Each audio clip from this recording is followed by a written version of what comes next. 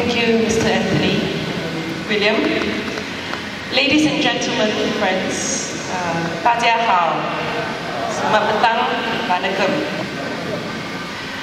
There's very little I think I need to add, otherwise I will be just repeating myself.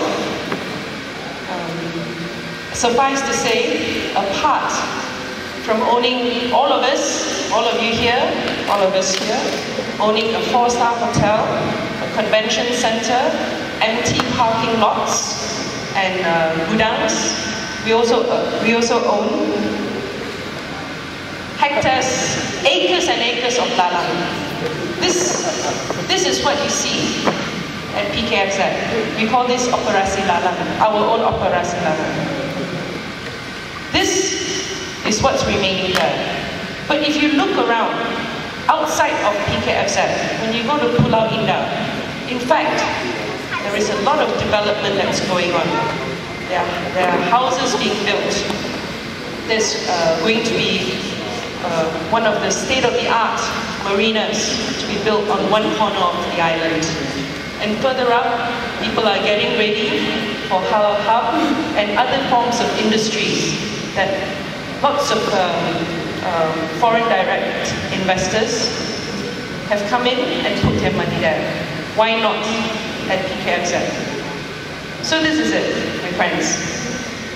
Last year, when Pakatan Rakyat came to power, 1 month later, our Menteri Besar, Tan Sri Khalid Ibrahim, and I would like to add, a big-time capitalist, looked into the books and realized that this is one project that, if given a chance, the Selangor state government can make money out of this.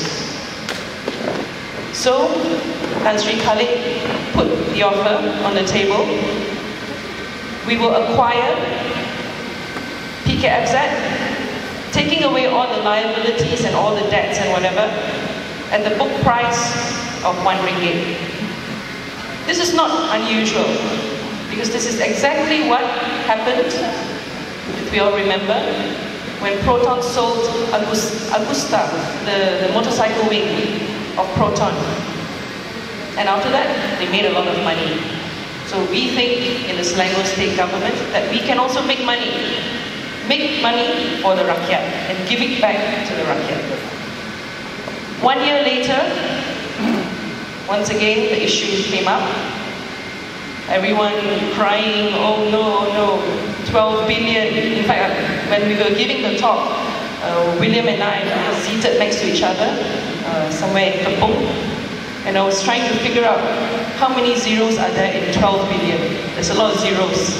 So my maths isn't very good, unfortunately. So we kept calculating, and because we were trying to find out how much a person would have paid for PKFZ. So Tian Chua was also involved. After many zeros and divisions, he threw that piece of paper away and realized there's too many zeros, and that's the rakyat's money. So 1 year later, we have the PricewaterhouseCoopers report. Everyone, a bit hot lah, hangat tai ayam. Until the PAC, Public Accounts Committee, also got in. In fact, the chairman also got quite upset. Dato' Azmi Khalid got quite upset because he wanted a lot of things, and they didn't even want to give him the respect to turn up, to give him information, to give him reports, and so on and so forth. So the Selangor state government, Menteri Besar Tan Sri Khalid, once again decided, okay lah, this year Selangor state government actually did quite well in terms of investment and tax collection, so on and so forth. Okay, we will raise our offer to RM2. So now we're still waiting for them. It's the same thing we're doing with the water restructuring. So we have an initial offer, RM1. This year, RM2. But hopefully we don't have to wait until 2051. I think by the time we can only offer about RM50 or so. So But this is the case. I think many of us here would have some dealings with financing or accounts. I'd like to find out how many people here have experience or you're working in this field, financing, accounting. Raise your hands. Tak ada? Anyone? Okay, then you guys are potential politicians. Otherwise you would have joined all the political parties and you'd be doing projects like PKFZ. Everyone that we know says that if this project is done properly, the way that the corporate sector would manage the project, would run the project, this is a sure win. If you look at all the projects that's going around, why is it that this cannot make money? I think we've heard from my friend, Charles, and then of course William, that in fact PKFZ was set up not for any grandiose economic project or so on and so forth. It's nothing like that. It is essentially a cash cow. And as our experience in Selangor in the past 1 year, when we dig out all these cases from all sorts of companies, from state GLCs to companies associated with these state GLCs, we find out half of these companies, in fact, are set up to just take money, either from federal or from state, and these money are your money, our money. Which is why a company like PNSB, which is a Selangor State GLC, at one time could just fund holiday trips, like to Disneyland for the former Menteri Besar. Which is why a state GLC associated with agriculture does everything else but agriculture. What it does is it sells its land, gives away, rents out, housing development, so on and so forth. Very little to do with agriculture, and this is the nature of PKFZ. So what do? There are some calls which say that we should just shut it down, stop the leak, stop the leakage. There are some people who say some of us should just take over and then run it the way it should be run. Either option is viable. What is important is that we want to be able to account for the taxpayers' money that's been used to bail out PKFZ. Just now, Charles said that according to the PricewaterhouseCoopers report, by 2051, the debts that have accumulated would have accrued up to 12.5 billion. In fact, I think that's a bit very kind.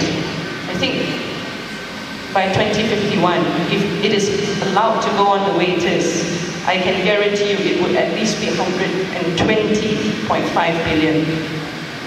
So, I would urge everyone here to support the Selangor state government in acquiring this company. But remember, acquisition, taking out all the liabilities and debts and whatever, and let us try to run this PKFZ.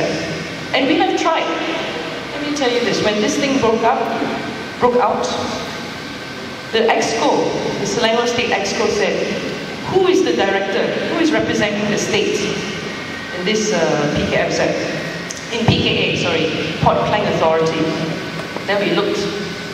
It's the one of the civil servants.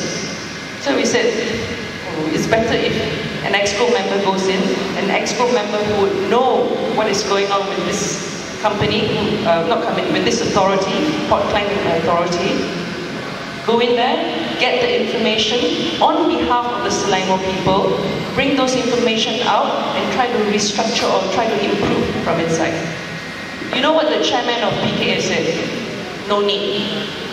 Datuk Lee Hua Ming, former Adun of Subang Jaya, said no need because he's a very good accountant. Let me tell you what this very good accountant is doing. You see all those web-based news sites like Malaysia Today and all those.